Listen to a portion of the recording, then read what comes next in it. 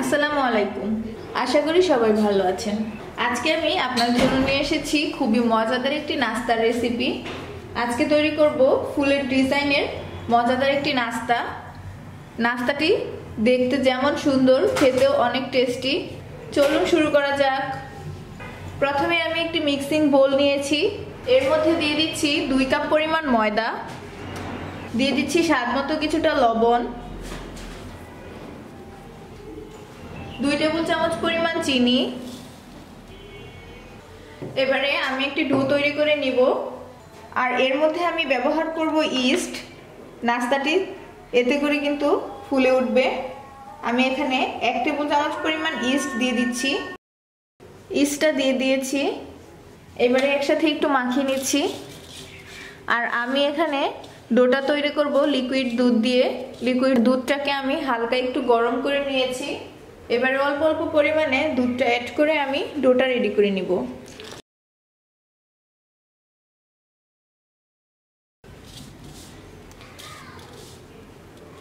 এতটুকু পরিমাণ মাখা হয়ে গেলে এর মধ্যে আমি অ্যাড করে দিব সয়াবিন তেল। এখানে আমি 2 টেবিল চামচ পরিমাণ তেল ইউজ করব। তেলটা দিয়ে দিয়েছি। আরো কিছুটা দুধ লাগবে, আমি দুধটা দিয়ে দিচ্ছি। এবারে খুব ভালো করে মেখে একটি সফট ডো তৈরি করে নিতে হবে। ডোটা সফট করার জন্য যতটা পরিমাণ দুধ প্রয়োজন হয় ততটাই দিতে হবে। দিয়ে তারপর একদম সফট করে ডোটা রেডি করে নিতে হবে। ডোটা আমি একদম সফট করে রেডি করে নিয়েছি। দেখুন এরকম নরম তুলতুলে। এখন আমি এটিকে ঢাকনা দিয়ে ঢেকে রেখে দিব ঠিক 30 মিনিটের জন্য। 30 মিনিটের ডোটা রেস্টে একদম ভালোভাবে সেট হয়ে যাবে। তারপর আমি নাস্তাগুলো তৈরি করব। ফিরে আসছি ঠিক 30 মিনিট পর। আর অবশ্যই কিন্তু ঢাকনা দিয়ে ঢেকে রাখতে হবে। 1 ঘন্টা হয়ে গিয়েছে। এখন আমি ঢাকনাটি তুলে নিচ্ছি। দেখুন আমি ডোটি ইস্ট দিয়ে করেছিলাম, একদম ফুলে কিন্তু ডবল হয়ে গিয়েছে। এখন আমি আরও কিছুক্ষণ ভালো করে এই ডোটিকে ময়ান করে নিব।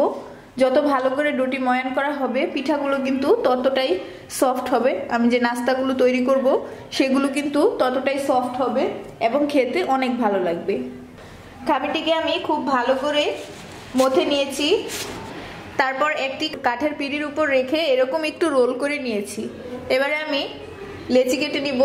সেজন্য একটি ছুরি নিয়েছি। ছুরি দিয়ে আমি লেচিগুলো কেটে নিচ্ছি।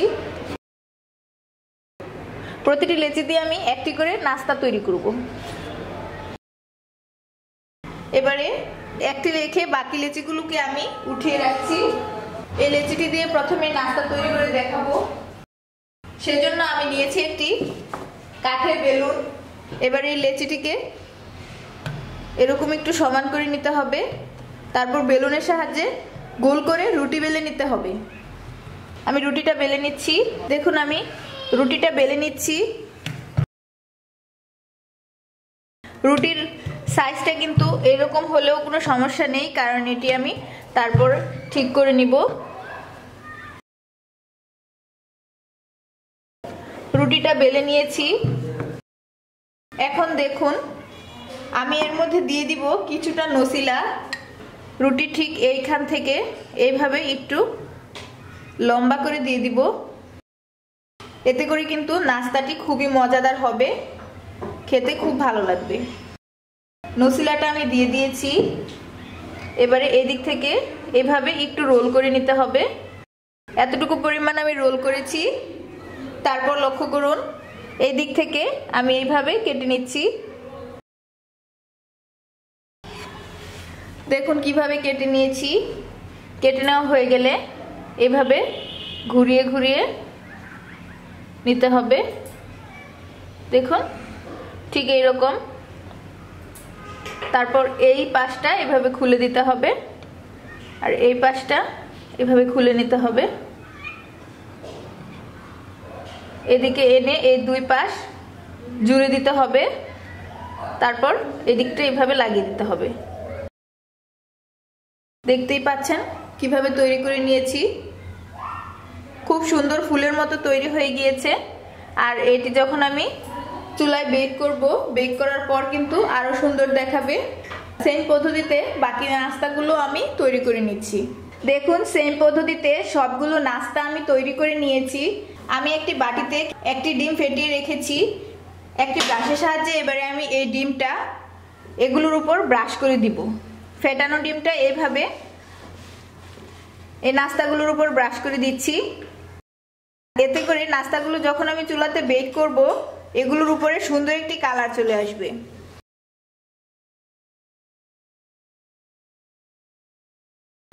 আপনারা চাইলে ওভেনে বেক করে নিতে পারেন।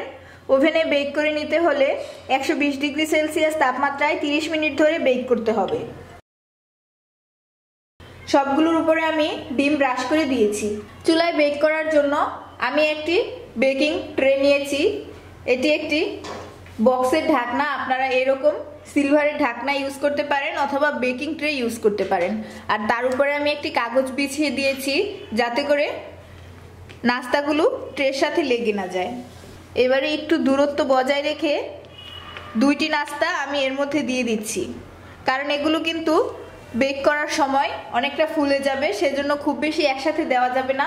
আর মাঝখানটায় একটু ফাঁক রাখতে হবে যাতে করে একটার সাথে আরেকটা লেগে না যায়।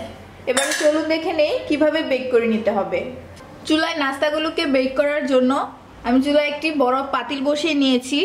পাতিলটাকে আমি 10 মিনিট আগে প্রিহিট করে নিয়েছি। আর এর ভিতরে আমি একটি স্ট্যান্ড বসিয়ে দিয়েছি। এবারে খুব সাবধানে আমি যে বেকিং ট্রের মধ্যে নাস্তাগুলোকে সাজিয়ে রেখেছিলাম সেই বেকিং ট্রে পাতিলের ভিতরে এইভাবে বসিয়ে দিতে হবে।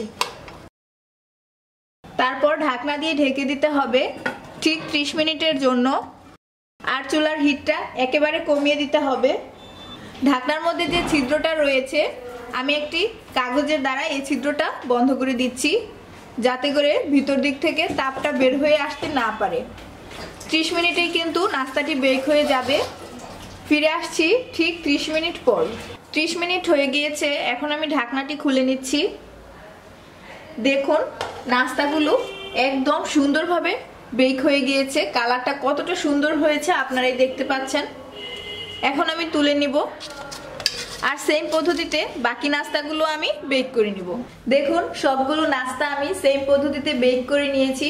কতটা সুন্দর হয়েছে দেখতে, একদম ফুলের মতো হয়েছে। দেখতে যেমন সুন্দর খেতেও কিন্তু অনেক মজা।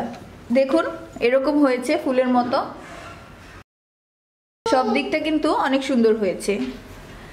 আর এটি কিন্তু অনেক মজা। আমি একটি ভেঙে দেখাচ্ছি।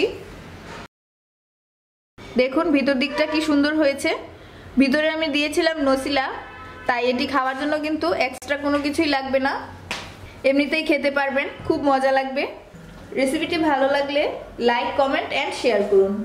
আর এরকম নাস্তা বাড়িতে অবশ্যই তৈরি করে বাচ্চাদের দিবেন। টিফিনে দিলে কিন্তু বাচ্চারা খুবই খুশি হবে। ঝটপট অতিথি আপ্যায়নেও তৈরি করে নিতে পারেন এই নাস্তাটি। তাছাড়া সকাল বিকালের হালকা নাস্তায় চায়ের সাথেও পরিবেশন করতে পারেন এই নাস্তাটি।